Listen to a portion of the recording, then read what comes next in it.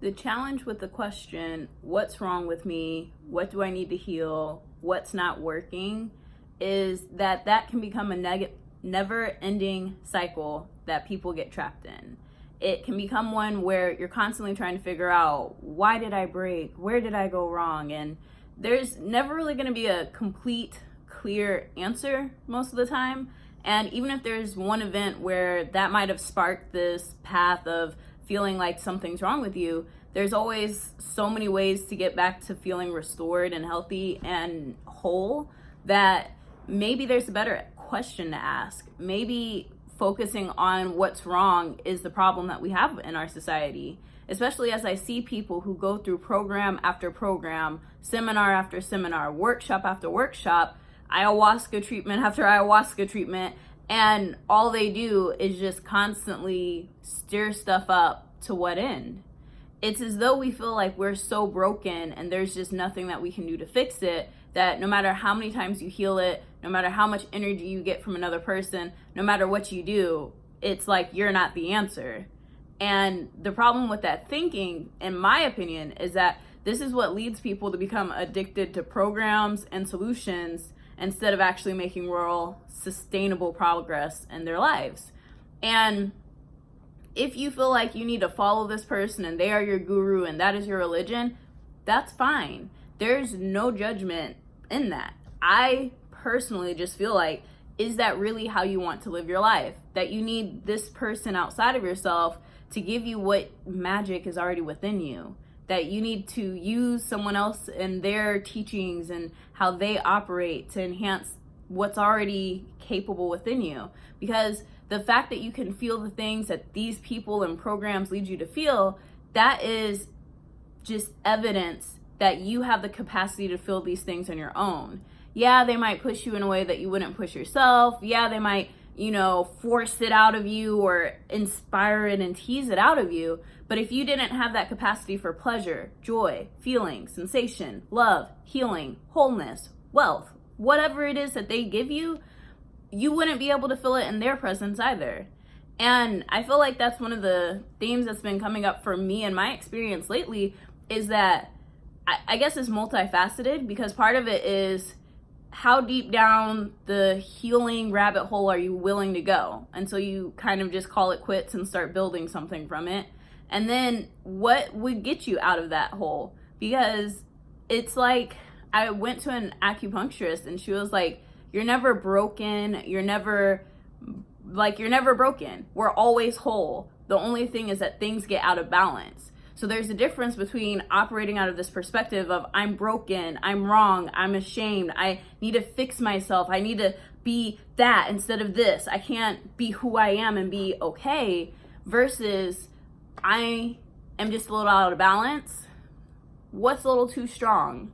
What do I need to weaken a little, and what do I need to empower more? Where do I need to take my life and get it a little more rounded instead of little spider things? So if you've ever done take a circle, all your areas of life are little diagonals, you make your little dots at your 1 to 10 ratings, and you see, oh wow, my life is more like a star than it is like a wheel. And it's just okay, well, how can I make it more well-rounded versus being wonky? I'm Latia, and I talk to a lot of people, and it feels like, especially in spaces where people do programs, whatever the program may be, there is a fundamental feeling of lost, of not worthy, of ashamed, of trauma, of needing healing, of trying to fix something. And I feel like whenever it comes from a perspective really deeply ingrained, nothing's wrong with you. You're not broken. You don't need to be fixed. There's literally, there's not a problem with you. And I mean, now, I guess if you're out there electrocuting kittens for funsies, then maybe it's you might want to find a different way of expressing yourself. But I mean, who are we to say what is meant to happen in the world? And I know people who are devil's advocates, and when I'm every person is here for a reason, doing what they're doing for some reason or other, and we may not understand it or the purpose, and then they're well, people are suffering and there's pain in the world, and it's yeah, because we live in a society of free will, and some people don't have healthy methods of dealing with their feelings and their emotions. Now, would I be like, their souls are condemned to hellfire for the rest of their lives? Like, I don't know. I'm not God. It's not my say what they should or should not do with their lives. Like, I don't even have a say in how my friends and family live their lives. Like, the best that I can do is just like ask them questions and help them to see, it seems as though your thinking is limited on this topic. Have you considered something else? Are you willing to open up your mind to other possibilities? If yes, let's try it. If no, what's stopping you? There's a difference between telling someone you're wrong, you're broken, you don't know what's best for you. What? How do I know what's best for them unless I listen to them and what they're going through? How do we know that we know what's best? Because like growing up, I used to want to be like wise in the sense of let me learn from the mistakes of the people around me, because as they made their mistakes, I too can learn from them, because they're usually very obvious things.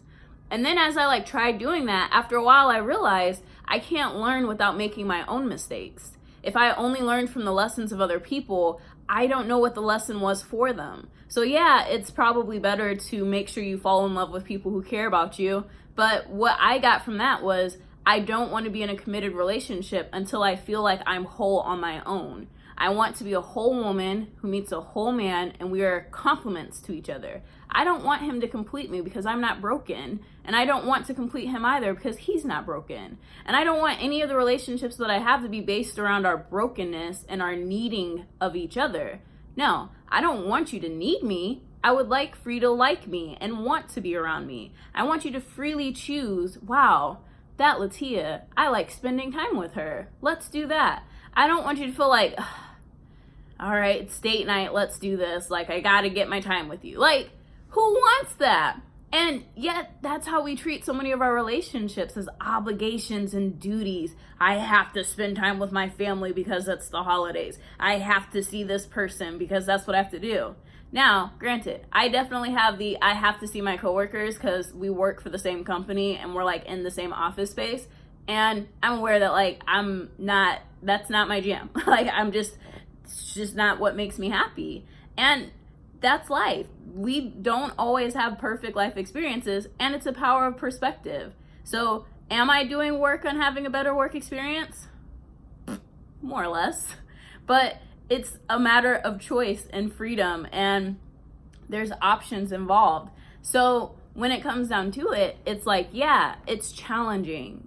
I don't like everybody on earth. I've never been one to say that I like everybody.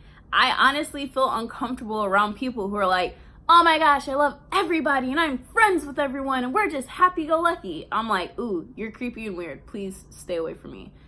I'm glad you feel that way, and I don't believe you. I don't trust it. I think we're all delusional in our own ways to our own extents, and it's just a matter of like understanding how are our delusions preventing us from operating at our most powerful.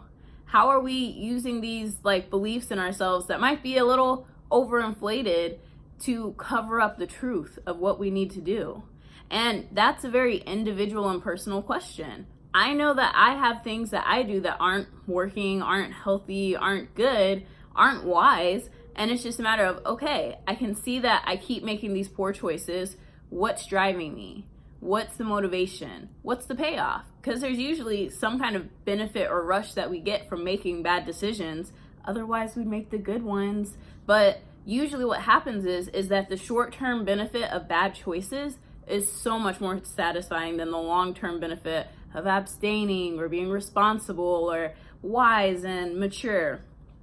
And who knows, like maybe there is a benefit to someone else that makes you do these short-term things that are like quick fixes versus like doing the work and really honoring what's next. But it's like when it comes to healing and living your best life, I don't feel like we're in this never-ending cycle of just the human psyche is so messed up and you're an onion of doomsday and you gotta peel all your layers and get to your raw core. It's just like, maybe, but at the end of the day, we're all doing the best that we can. We've all got challenges and struggles to differing degrees, and it's just a matter of, okay, how can I take this? How can I heal well enough to like go to the next step and level? Like, Do we need to be 100% healed to be productive and effective?